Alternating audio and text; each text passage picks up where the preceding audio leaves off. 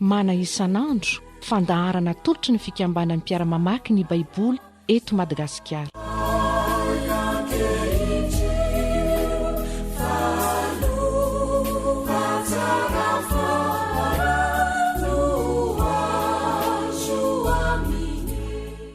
Ampitomboina ao amintsika rehetra mandrakariva ny ny fahasoavana. Falindray miona amintsika eto amin'ny fotoanany mana isan'andro. Ary dia manirindrindra ny itombontsika amin'ny fahalalana hatrany ny sitrapon'Andriamanitra mba azahoan'Andriamanitra mitahy ny fiainantsika manokana, ny fiainantsika amin'ny andraikitra samihafa izay ananantsika ary hahanasoa ny firenena rahateo izany. Mpanjaka faharoa toko faraka amby folo andininy voalohany ka hatramin'ny andininy faharoapolo no vakintsika. Mpanjaka faharoa toko faraka amby folo andininy voalohany ka hatramin'ny andininy faharoapolo. Alohan'ny amakitsika izany dia mbola iara-mivavaka leo sika isaotra an'Andriamanitra. Amin'ny fifaliana raha io no anatrehana Endrey ny seza fiandrianan'ny fahasoavanao, noho ny famondramponao sy ny fitiavanao ka natraranay izao fotoan'izao indray azonay miaino ny teninao. Misaotra anao zahay no ireo mpanomponao samihafa rehetra izay ampiasainao iara-mampita zao afatrao zao amin'ny tsirairay. Ireo havanay tapaka sy namana mpanomponao amin'ny fampielezam-peo mampita zao afatra zao amin'ny tokantrano samihafa dia angatanay ny fitahinao koa ary isaoranay ianao ny fisiany satria efa ny fidy anay rehetra ianao ho mpiara-miasa ho fampandrosoana ny fanjakanao ka dia ho anao aneny voninahitra amin'izany. Handinika ny teninao zahay, ianao fanahy masino no aoka sady ampiteny ny mpanomponao izay anazavany teninao no ampitoetra ny tendry ao anatin'ny fony izay miaino, mba tsy ho mpiaino fotsiny ihany zahay fa ho pakatoa mba ho voninahitra anaranao zany. Amin'ny anaranao ry tompo-tianay io no anaovanay izany vavaka izany. Amen. Mpanjaka faharoa toko fahiraiky amby folo andininy voalohany ka hatramin'ny andininy faharoapolo. Vakintsika amin'ny anaran'ny tompo zany. Ary no nihita ny Atalia reniny Azia fa maty ny zanany, dia nitsangana izy ka nandringana ny zanak'Andriana rehetra. Fa Joseba zanaka vavin'ny Jehorama mpanjaka ary anabaviny Azia dia naka ny Joasy zanaky Azia ka namonjy azy mba mipitaiza azy avy teo amin'ny zanaky ny mpanjaka izay novonoina ho ao an-trano fitehirizam-pandriana, ary nafeniny any Atalia izy ka dia tsy mba voavono, ary niery 1 taona tao an-tranon'i Jehovah izy, ary Atalia no nanjaka tamin'ny tany. Ary tamin'ny taona fahafito, Joiada naniraka ny kapiteny, mpifehy anjolofo sy ny mpiambina, dia nampiditra azy tao an-tranon'i Jehovah ary nampanaiky sy nampianiana azy tao an-tranon'i Jehovah ka nasehon'ny azy ny zanaka lahin'ny mpanjaka. Ary izy nandidy azy hoe, zao no ataonareo, ny ampahatelony izay milatsaka amin'ny sabata dia hiambina ao an-tranon'ny mpanjaka. Ny ampahatelony ho ambavahady sora, ary ny ampahatelony ho ambavahady ivohon'ny mpiambina dia hiambina ny trano ianareo ka hiaro azy. Ary no roa toko aminareo kosa dia izay rehetra miala amin'ny andro sabata dia hiambina ny tranon'i Jehovah hiarovana ny mpanjaka. Ary hanemitra manodidina ny mpanjaka ianareo, samy mitana ny fiediny avy, ka na iza mamaky laharana dia vonoy. Ary arahonareo ny mpanjaka na mivoaka na miditra izy. Ary ny kapiteny dia nanao araka izay rehetra nandidiny Joiada mpisorona, ka samy mitondra ny olom-peheziny izay nilatsaka tamin'ny sabata sy izay niala tamin'ny sabata ary nakany amin'ny Joiada mpisorona. Ary ny kapiteny nomen'ilay mpisorona ny lefina sy ny ampingan'i Davida mpanjaka izay tao an-tranon'i Jehovah. Ary ny mpiambina nitsangana ka samy nitana ny fiediny, hanodidina ny mpanjaka hatramin'ny lafiny ankavanany ny trano ka hatramin'ny lafiny ankavia, hatramin'ny altara ka hatramin'ny trano.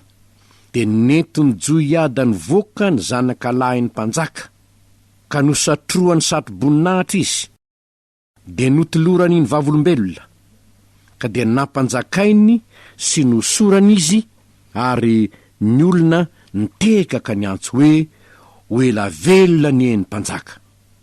Ary noho nyreny Ataliany ny tabatabany mpiambina sy ny vahoaka, dia mba nakeo ny vahoaka tao amin'ny tranon'i Jehovah izy, ary hitany fa indro ny mpanjaka nitsangana teo amin'ny fitoeran'andriana toy ny fanao, ary ny andrian-dahy sy ny mpitsoka trompetra dia teo anilan'ny mpanjaka. Ary ny vahoaka rehetra nifaly sady nampaneno ny trompetra, dia nandritra ny fitafiny Atalia ka niantso hoe fikimina, fikimina. Fa Joiada mpisorona nandidiny kapiteny mpifehy ny miaramila ka nanao taminy hoe avoay hoe nivelan'ny laharana izy, ary zay manaraka azy de vonoy amin'ny sabatra. Fa ny mpisorona efa nandrara hoe aza vonoina ao an-tranon'i Jehovah izy. Ary ny olona nisava teo an-daniny roa, de nandeha tamin'ny lalana fandehanany ny soavaly ho any an-tranon'ny mpanjaka raha vehivavy, de nivonoiny tao izy.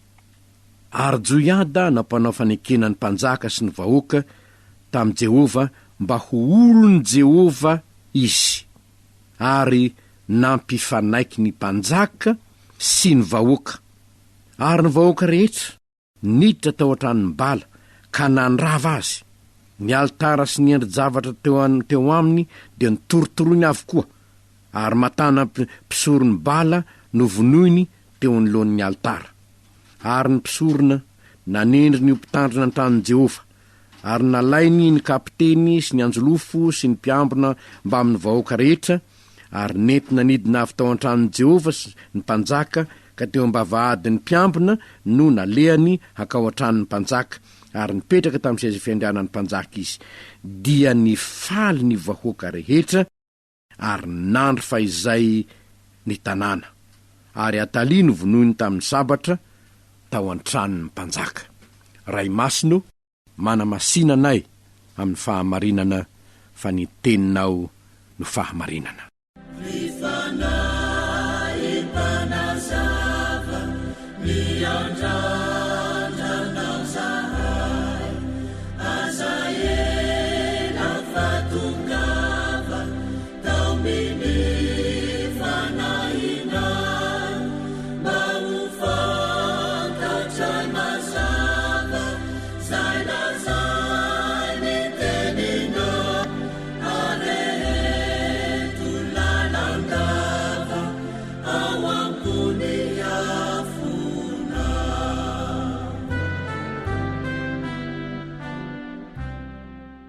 Fahamarinana vitsivitsy indray ry havana no anatsoatsika lesona ho an'ny fiainantsika andavanandro amin'izay tenin'Andriamanitra no vakitsika androany. Ny fahamarinana voalohany dia zao: nandrombaka fahefana tamin'ny fandringanana ny zanak'Andriana rehetra i Atalia, ary nanody azy izany. Fa iza marina mo Atalia, vadin'ny mpanjaka Jehorama izy, zay mpanjaka ny Jody io. Maty anefa Jehorama, de nandimby azy Ahazia zanany. Zao ndray anefa maty Ahazia raha vao 20 taona monja Ahazia de maty, ary hery taona monja ny nanjakany. De te handray fanjakana Atalia, de novonoiny daholo zay zanak'Andriana rehetra mety manelingelina zany fitiavany fahefany zany, de naringany daholo ny zanak'Andriana rehetra. Fa tao anatin'ny reo zanak'Andriana reo anefa de nisy zazakely anankiray voahery taona monja, ary io zazakely io de zafikely Atalia ihany io, satria zanaky Ahazia. Io zafikely io zanaky Ahazia, lay zanany mpanjaka saingy efa maty. Io kosa dia nalainy Joseba, vadin'ny mpisorona be, nalainy io de nafeniny, ary io rery no tsy maty ny Atalia, fa ny sisa rehetrarehetra no vonoiny daholo, naringany daholo, de nandritry ny 9 taona izy no teo amin'ny fahefana. Nandritry ny 9 taona izy de nanao zay tiany atao sy nanjaka teo mijoda. Zavatra fantatra nefa de zao: tsy nisy mpisorona be nanaiky izany, na mpisorona na nanositra azy, saingy zao nanapatra ny fahefana izy, ary ny miaramila rehetra de nanaiky ho ampiasainy, na de tsy voaositra azy izy de nanaiky ho ampiasainy. Lasa ihany ny saiko ry havana, rehefa nandinika izao voasoratra zao aho, ka mieritreritra ny hoe zay fahefana misy de avy amin'Andriamanitra. Konefa ity fahefana ity, fahefany Atalia, tsy avy amin'Andriamanitra de ahoana ary zany? De teo ny mpandiniana izany indrindra no lasa eritreritra hoe misy tokoa kay mo. Ialana tsiny fa misy ny atao hoe volonté décrétive de Dieu, zany hoe ny sitrapon'Andriamanitra seho ny vantana hoe zao ny sitrapoko, zao ny sitrapoko. Volonté décrétive ny amin'izany, zany hoe ny mpanjaka, hitantsika ny mpanjaka hatreto de zao Andriamanitra mihitsy no manendry. De any ianao, nosoronao mpanjaka Davida, nosoronao mpanjaka Saoly, nosoronao mpanjaka reo mpanjaka rehetra nifandimby. Fa tamin'ity Atalia ity tsy nisy mpisorona nanositra azy, de nisy zany ny atao hoe volonté permissive de Dieu, zany hoe ny sitrapon'Andriamanitra mamela ny olona hanao zay tiany fa tsy manery ny olona na iza izy. Andriamanitra milaza hoe zao, zay le volonté décrétive zay, hoe zao ny sitrapoko, zao ny sitrapoko, zao ny sitrapoko. Kanefa ho izy, raha tsy sitrakareo ny hanao zany, ary zany indrindra ny tenenany hoe fidinareo anio zay ho tompoinareo. Rehefa tsy sitrakareo, ataovy azy sitraponareo ary Andriamanitra tsy manery. Zay le atao hoe volonté permissive de Dieu, zany hoe sitrapon'Andriamanitra mamela ny olona hanana safidy malalaka. Ary nanomboka tany Edena io, raha nilaza tamin'ny Adama sy Eva izy hoe ny azo eo fivoan'ny sako izay tsy azonareo hinanana. Zay ny volonté décrétive de Dieu. Azo ny Eva natao ny hinana tao anatin'le volonté permissive zay, manome antsika ny fahafana isafidy malalaka. Ary izay ny mampiavaka ny olombelona amin'ny biby. Ny biby de ny instinct fotsiny no mitondra azy, ny kibony ihany no mitondra azy, tsy manatsafidy raha vao misy hoanina de lasa foana. Ny kibony no mitondra azy, ny instinct no mitondra azy. Fa amintsika manatsafidy sika. Ka eto, na de mahafantatra vadiny mpanjakany Atalia, ary na tamin'ny andron'ny Jehorama vadiny, na tamin'ny andron'ny Ahazia zanany, fantany tsara ny lalàna sy ny nansoron'Andriamanitra azy ireo mpanjaka, fa ny azy eto izy de zao: mba te hanana fahefana izy de nandripaka, namono. Saingy ny zavatra hitantsika de zao: nanody azy zany, tsy hafa ny ala tamin'izany Atalia, satria fantatsika ny efaran'ny fiainany fa novonoina izy tahaky ny namonony reo zanak'Andriana rehetra, no namonona azy koa, satria efa hitantsika tamin'ny lasany hoe tsy hafa-maina ny mpandatsa-dra marine, fa naninina azy reo zanak'Andriana reo.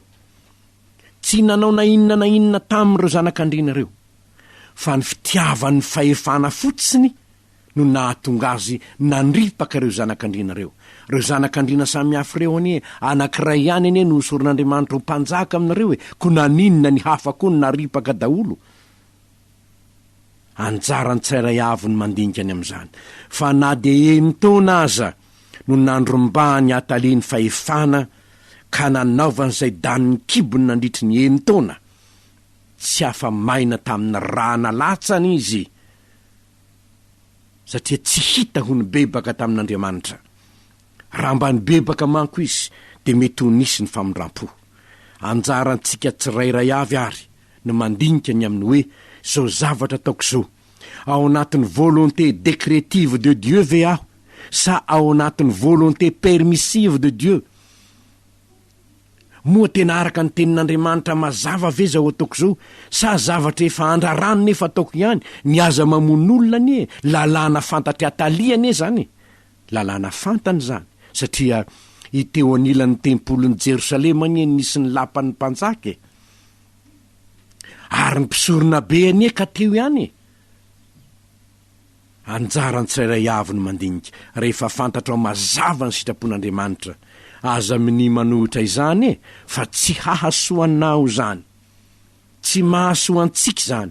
Efa fantatsika zao fa hoe halan Jehovah ny tsy fandehanana amin'ny fahamarinana, tsy sitrak'Andriamanitra ny fanompoatsampy, tsy mety ny tahaka an'izao, tsy mety ny tahaka an'izao, nefa de mbola ataotsika ihany ny fanafodiny mba tsy hanody antsika ny tsy fankatoavana ny tenin'ny tompo fibebahana ny fanafodiny. Fa ny faharody zao, zazalahy kely vo 7 taona monja joasy raha nosorana ho mpanjaka izy.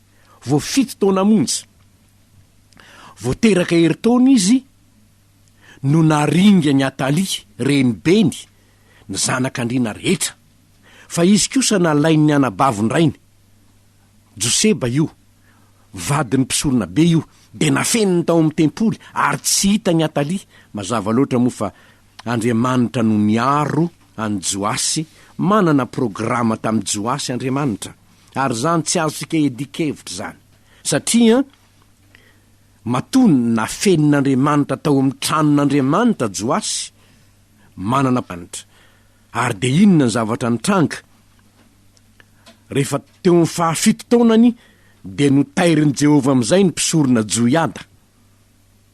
Ary Joiada rehefa jerenao am'izany dia vadiny Joseba izay tsy afakory fa anabaviny rainy Joasy. Zava-nisy ary d'izao notairin'Andriamanitra am'izay Joiada, novoriny miaramila rehetrarehetra, de nomeny baiko.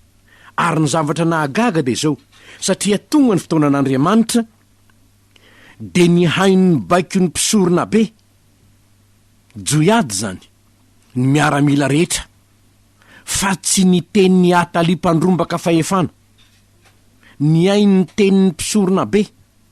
Ny mpisorona be anie ka tsy mpanjaka mpanompon'Andriamanitra ao amin'ny tempoly Joiada, kanefa ny zavatra nahagaga nataon'Andriamanitra nanaiky ny tenin'ny mpisorona ny miaramila rehetra. De hitatsika fa nampanaovina fanekena ireo, nampanaovina fanekena teo anatrehan'Andriamanitra ireo. Hitatsika araky ny novakitsika teo tamin'ny andeniny 7:10, de naninona nanangana ny Joasy zazalahy kely 7 taona. Vo T2 ane zany any amin'ny école primaire, mbola tsy nianatra ve izy, efa nianatra ve izy, nefa zany no natsangana ho mpanjaka. Ary inona ny nataon'io Joasy io ho hitatsika manaraka ny tantara. Fa ny zavatra hitatsika voalaza eto aloha de zao, nanaiky ny baiky ny mpisorona be ny miaramila rehetra. De naninona lay hany tsy maty ny Atalia, zazakely 7 taona, de neken'ny jeneraly sy ny miaramila teo ambany fahefany ny hanangana azy ho mpanjaka. Asan'Andriamanitra ane zany, izany no asan'Andriamanitra. Ary zany ry havana no tsy tokony patahotra atsika rehefa fantatsika fa ao anatin'ny volonté décrétive de Dieu, ao anatin'ny sitrapon'Andriamanitra isika. Mazava loatra manko fa nahoana lazainy hoe ao anatin'ny volonté décrétive de Dieu, ao anatin'ny tena sitrapon'Andriamanitra marina izao zavatra tao zao, satria Joiada mpisorona be no nasain'Andriamanitra nanangana ny Joasy ho mpanjaka. I Atalia marina fa mpanjaka teo izy 1 taona, saingy zao tsy nisy nanositra azy fa fanapara-pahefana fotsiny, fitiava-pahefana fotsiny. Fa i Joasy sady zanaky ny mpanjaka izy, tokony andimbo-toerana.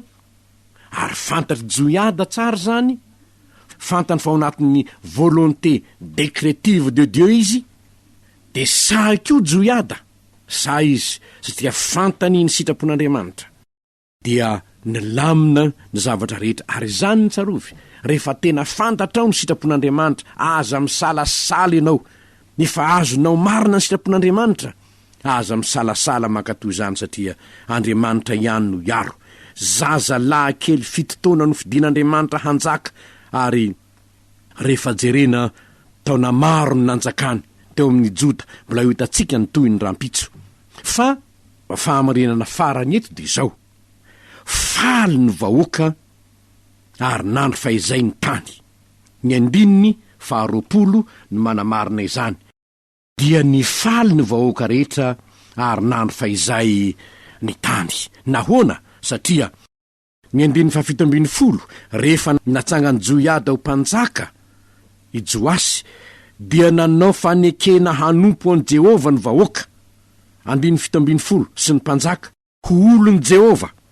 ary dia noravany ny sampy ny bala zay notompony Atalia reny azy zay ray niteraka any Joasy nanrava ny sampy izy izany no fanekena ny fanaovan'ny mpanjaka ny mpisorona ary ny vahoaka ary rehefa zany inona moa ny dikan'izany Jehovah no Andriamanitra Joda Jehovah manomboka hatramin'izao dia nandro fa izay sady ny faly ny vahoaka ry havana iza no mpanjaka hitondra fiadanana Jesosy Kristy tompoliay andrina ny fiadanana lay nilaza hoe didy vaovao nomeko anareo dia mba hifankatiavanareo lay nilaza hoe fiadanako nomeko anareo raha mba manangana an Jesosy ho mpanjaka ny Madagasikara tokoa manko ny mpitondra sy ny manam-pahefana ary ny vahoaka eto Madagasikara dia milaza amintsika rehetra ny tompo fiadanako nomeko anareo mitady fiadana antsika mitady fandrosoantsika aizany misy zany ny fananganana an Jesosy ho mpanjaka antsika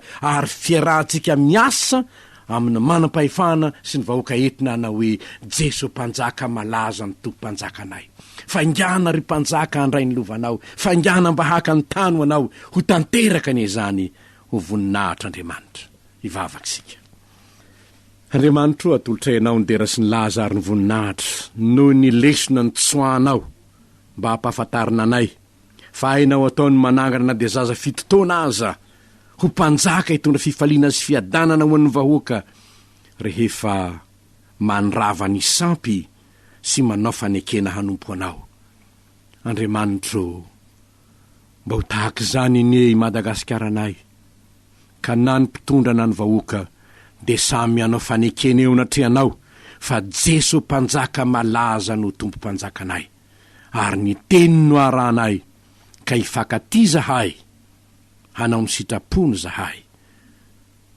mangataka indrindra zahay fanahy masinao hiasa malagasy rehetra ny ianao na ny vahoaka na ny mpitondra na ny mpisorona mba ho tonga ny ny fanjakanao tompo tonga ny fanjakanao tompo ary atao ny sitraponao eto Madagasikara amin'ny anaranao Jesosy tomponay nanaovanay izany vavaka izany amen